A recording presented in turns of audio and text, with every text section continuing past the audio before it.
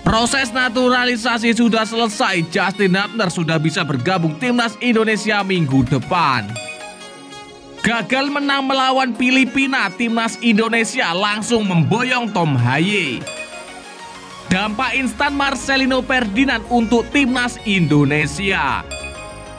Performa Jordi Amat jadi sorotan, bikin blunder seperti pemain Tarkam. Simak video selengkapnya sebagai berikut. Proses naturalisasi sudah selesai, Justin Hubner sudah bisa bergabung timnas Indonesia minggu depan. Ya, Justin Hubner dikabarkan sudah bisa memperkuat tim terkuat di bumi Indonesia mulai pekan depan setelah proses naturalisasinya selesai. Kabar tersebut disampaikan oleh pengamat sepak bola Indonesia. Menurut pengamat sepak bola Indonesia itu, proses naturalisasi pemain asal Belanda tersebut tidak lama lagi akan segera rampung. Ya, Justin Hubner dipastikan akan bermain untuk tim nasional Indonesia walaupun dia masih muda, bisa bermain di tim senior karena pekan depan dia sudah selesai pengurusan, kata pengamat sepak bola tersebut. Selain itu, dia menyatakan bahwa Justin Hubner diproyeksikan bakal didaftarkan ke skuad timnas Indonesia yang bermain di Piala Asia. Dia menambahkan bahwa cepatnya proses naturalisasi Justin Hubner karena terus dikawal oleh Ketua Umum PSSI Erick Thohir. Pemain berusia 20 tahun ini juga menyatakan bahwa cepatnya proses naturalisasi karena sebelumnya sudah pernah pengajuan. Namun pada April 2023 lalu proses tersebut dibatalkan karena ada klausul yang tidak bisa dipenuhi PSSI.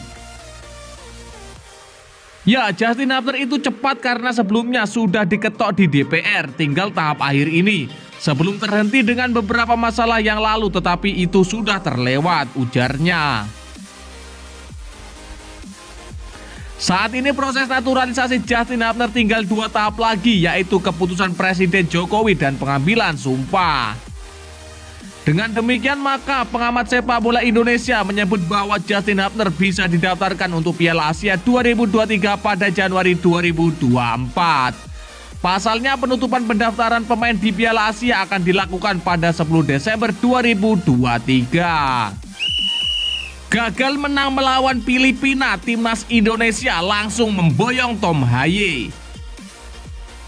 Ya, lini tengah timnas Indonesia membles saat tidak diperkuat Marcelino Ferdinand dan Ivar Jenner yang mengalami cedera. Ketiadaan Marcelino Ferdinand dan Ivar Jenner di lini tengah membuat hampir tak ada gebrakan yang diciptakan para pemain timnas Indonesia di area sentral. Ricky Kambuhan, Mark Klok hingga Rahmat Irianto belum bermain maksimal saat dipercaya mengawal area tersebut. Akun media sosial yang biasa membahas pemain keturunan diduga menyindir pelatih timnas Indonesia Sintayong. Akun yang beberapa kali membantu PSSI menyiapkan database pemain keturunan ini mengaku heran kenapa Sintayong juga tidak merekomendasikan gelandang SC Heerenveen Tom Haye kepada PSSI untuk dinaturalisasi. Secara kualitas jangan diragukan lagi kemampuan mantan rekan Sandy Walsh di timnas Belanda U17 ini. Tom Haye saat ini berstatus sebagai gelandang SC Heerenveen, tim yang mentas di kasta teratas Liga Eropa. Musim ini bersama sang klub, Tom Haye mencatatkan 1 assist dari 10 pertandingan Liga Belanda 2023-2024. Bahkan seluruh laga di jalan Tom Haye sebagai starter. Karena itu dalam pandangan media sosial Indonesia, Sintayong masuk kategori kepala keras jika tak segera merekomendasikan Tom Haye kepada PSSI untuk dinaturalisasi. Sebab Tom Haye merupakan pemain yang diharapkan dapat memberikan warna dan dampak tersendiri kepada permainan timnas Indonesia. Menarik menanti respon Sintayong ke depan. Kurang 2 bulan lagi timnas Indonesia akan tampil di ajang bergengsi yakni Piala Asia 2023 yang bergulir pada Januari 2024. Dampak instan Marcelino Ferdinand untuk timnas Indonesia. Ya, pelatih timnas Indonesia Sintayong berharap Marcelino Ferdinand bisa pulih dari cedera dan membela skuad Garuda lagi. Sebab menurutnya kehadiran pemain KMSK DNC itu bisa meningkatkan performa tim terkuat di bumi Indonesia terutama di lini tengah. Sintayong amat merindukan kehadiran Marcelino sebab tanpa adanya Marcelino timnas Indonesia kekurangan gelandang kreatif. Gara-gara absennya Marcelino itu, timnas Indonesia pun meraih hasil negatif di 2 laga awal grup F via kualifikasi Piala Dunia 2026 zona Asia.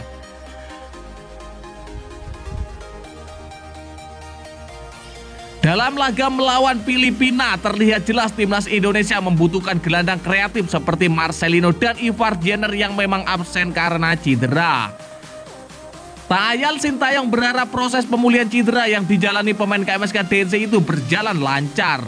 Hal tersebut agar timnas Indonesia bisa segera menggunakan jasa Marcelino. Ya, jika Marcelino bisa bergabung lagi dengan tim kami, tentu saya akan senang, kata Sintayong. Pelatih asal Korea Selatan itu mengatakan kehadiran Marcelino membuatnya akan leluasa menyiapkan skema tim dengan baik. Pasalnya banyak opsi pemain yang akan dimainkan dalam sebuah laga. Ya, performa tim kami akan lebih baik ketika Marcelino kembali, sambung Sintayong. Saat ini timnas Indonesia sementara waktu terdampar di dasar klasemen grup F dengan 1 poin.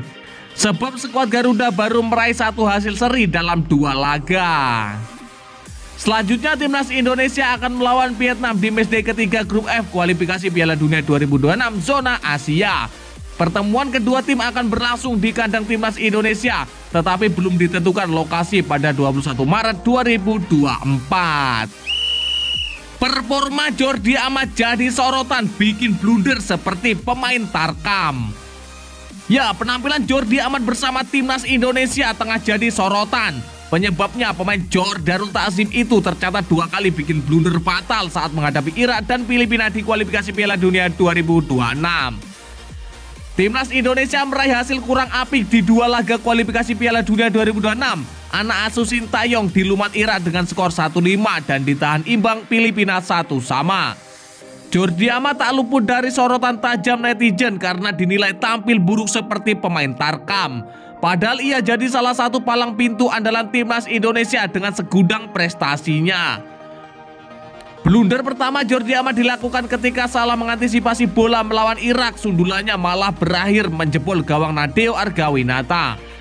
Terbaru ketika skuad Garuda melawan Filipina, ex pemain belakang Swansea City ini kehilangan bola yang menyebabkan The Ascals melakukan serangan balik dan kemudian mencetak gol.